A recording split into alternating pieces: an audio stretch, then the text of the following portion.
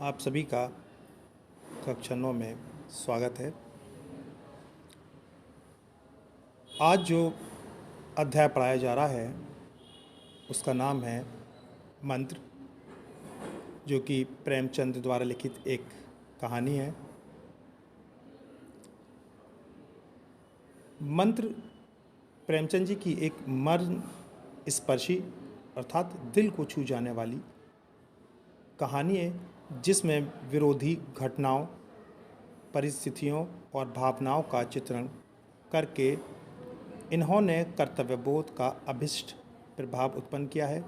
पाठक मंत्रमुग्ध होकर पूरी कहानी को पढ़ जाता है। भगत की अंतर्द्वंद पूर्ण मनोदशा, वेदना एवं कर्तव्यनिष्ठा पाठकों के मर्म को छू लेती है। कहानी का आरंभ संध्या के समय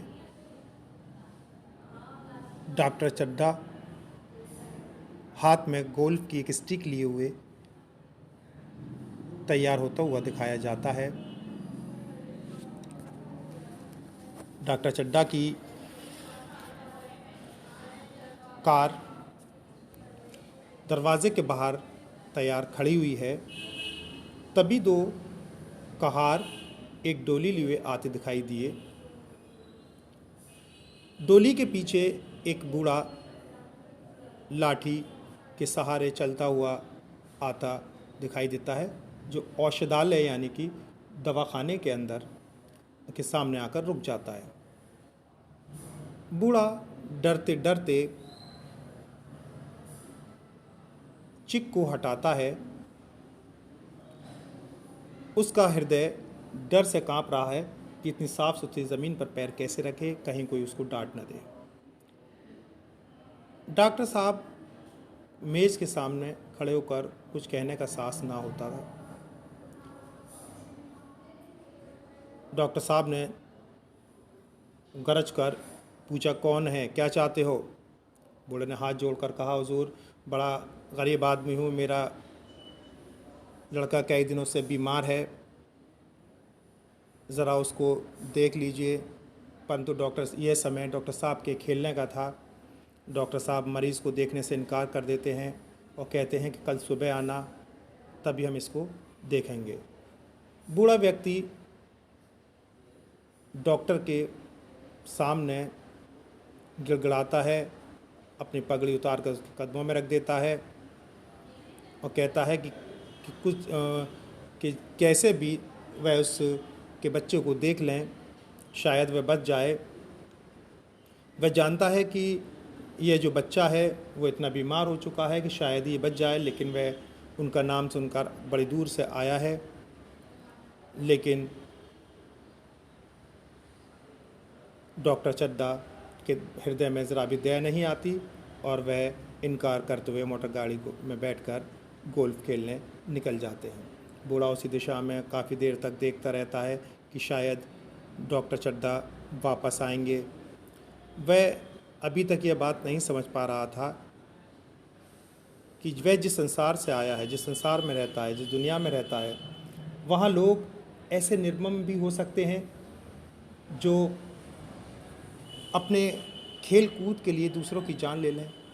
वह तो ऐसे समाज, ऐसी दुनिया का व्यक्ति था जहाँ एक दूसरा दर्द बांटता है। किसी के घर में आग लग जाए तो उसे बुझाता है, मुर्दे को कंधा देता है, किसी के छप्पर को उठवाता है, किसी के अंदर झगड़ा हो जाए तो उसे शांत कराता है।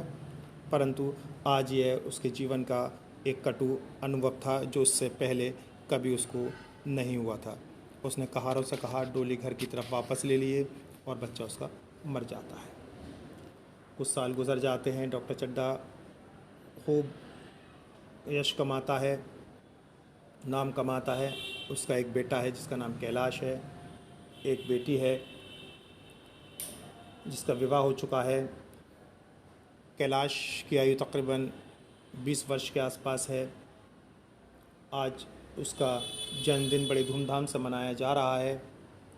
पूरे घर में उत्साह का माहौल है, हर तरफ चहल पहल है। कैलाश बड़ा होनहार बालक है, अपने माता पिता का चहेता है।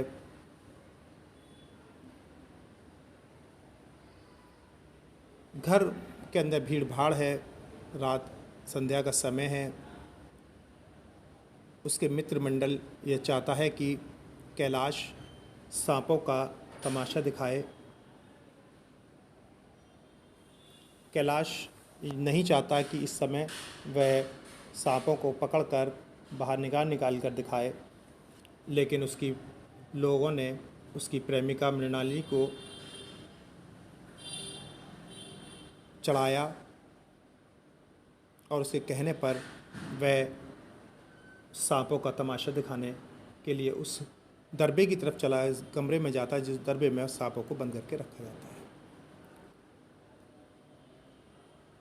कैलाश एक एक सांप को पकड़कर बाहर निकाल कर दिखाता है, उन्हें गले में डालता है, लेकिन किसी सज्जन ये कहकर उसका उपहास उड़ाते हैं कि उसने इनके दांत तोड़ दिए हैं, इनके अंदर विष नहीं है। और यह साबित करने के लिए कि इनके दांत नहीं टूटे हुए हैं, कैलाश इतनी ज़ोर से एक सांप की गर्दन दबाता है कि उसकी आंखें बाहर निकल आती हैं। सांप ये नहीं समझ पाता कि कैलाश ऐसा व्यवहार उनके साथ क्यों कर रहा है। जैसे ही कैलाश उस सांप को बाहर छोड़ता है, उसी समय उसके हाथ में सांप काट लेता है और वह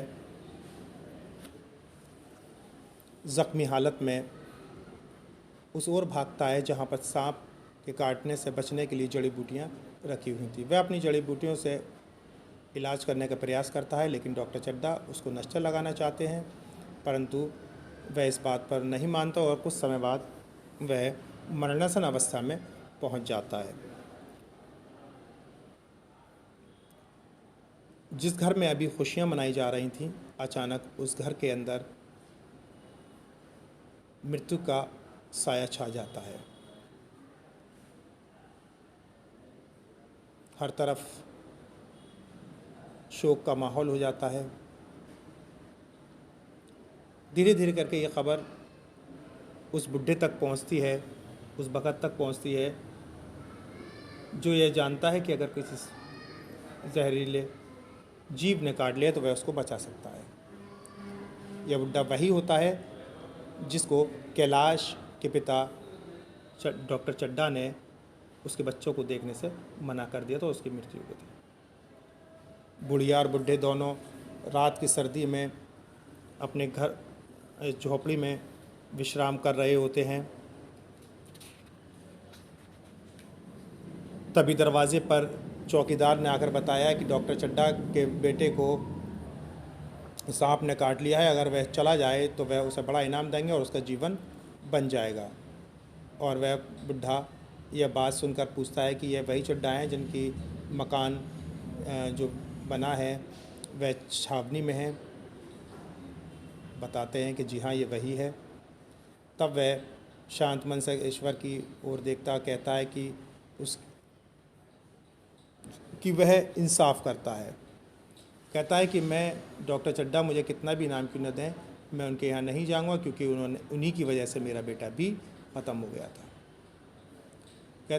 अब उसके मन के अंदर एक घृणा भाव उत्पन्न होते हैं। वह ये देखना चाहता है कि मरते हुए समय जब बेटा मरता है तो डॉक्टर चड्ढा के ऊपर भाव कैसे होते हैं। दूसरी तरफ उसके मन के अंदर जो कर्तव्य भाव है वह बढ़ता चला जाता है, वह उसको पर हावी होने लगता है और वह धीरे धीरे करके डॉक्टर चड्ढा की घर की तरफ चल देता है। डॉक्टर चड्ढा के घर पहुंचता है, वह देखता है कि वो देखता है कि बहुत से लोग जो मेहमान थे वो जा चुके हैं, सब तरफ सन्नाटा है। कैलाश जो है मरणासन अवस्था में पड़ा हुआ है। वह कहता है दरवाजे पर पहुंचकर कि वह उस बच्चे को देखना चाहता है। डॉक्टर चड्ढा अगर कोई और समय होता तो शायद किसी को धिक्कार कर भगा देता, लेकिन वह आज कहता है कि ठीक है आप देख लिए, अगर ये तो शायद इसमें कुछ नहीं बचा। लेकिन वह बुढ़ा भगत देख कर कहता है कि यह अभी भी बच सकता है। वह कहारों को पानी लाने के लिए कहता है और वह पानी डालते आते हैं, वह मंत्र पढ़ता रहता है। धीरे धीरे करके सूरज जिस समय निकलता है उसकी लाली में आती है, वैसे ही सूरज के निकलने पर कैलाश के प्राण भी वापस आ जाते हैं और हर तरफ खुशी का माहौल हो जाता है। सब खुशी मना रहे होते हैं, तब बूढ़ा एक तरफ बैठा हुआ होता है। लोग उसको चिलम जो कि एक तंबाकू भर के पीने की होता है वो देते हैं, तो वह उसको भी लेने से इनकार कर देता है। उस भीड़ का फ़ायदा उठाकर वह अपने घर की तरफ चला जाता है। कुछ समय बाद उसको लोगों को ये बताया जाता है कि इस भगत ने बचा लिया, तो उसकी तलाश की जाती है कि वो भगत है कौन जिसने कैलाश को जीवन दिया है। जब वह नहीं मिलता तब कुछ समय बाद डॉक्टर चड्ढा को यह याद आता है कि यह वही भगत है जो कुछ समय पहले उसके पास दवाखाने में आया था, जिसके बच्चा शायद मर भी गया हो। उसको बचाने का वो प्रयास नहीं करता और वह प्रण लेता है कि आगे से चाहे वह कुछ भी हो जाए, वह अपने कर्तव्यनिष्ठा का पालन करेगा, जिस तरीके से आज इस बूढ़े ने किया है। यह कहानी हमें ये सबक देती है कि व्यक्ति को कर्तव्य का पालन करना चाहिए। धन्यवाद।